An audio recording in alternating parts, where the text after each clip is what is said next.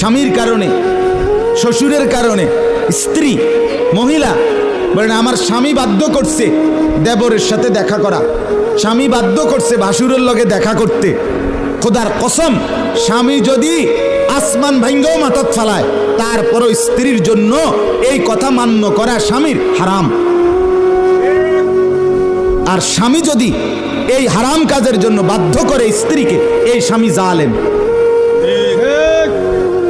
এই স্বামী কি বলেন না কেন, চাচতো ভাই, জ্যাঠতো ভাই, খালতো ভাই, ফুফাতো ভাই, দুলা ভাই, তারারে কইছে বাদ বাইরা দাও, তুমি আজ্ঞায় দাও, তারা মেহমান সব সময় কি আর আইয়েনি?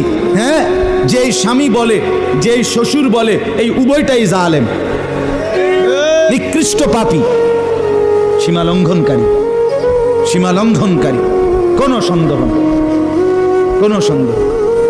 আল্লাহকে, আল্লাহর হুকুমের বিরোধিতা করে মাখলুকের হুকুম মানা অনুমতি নাই।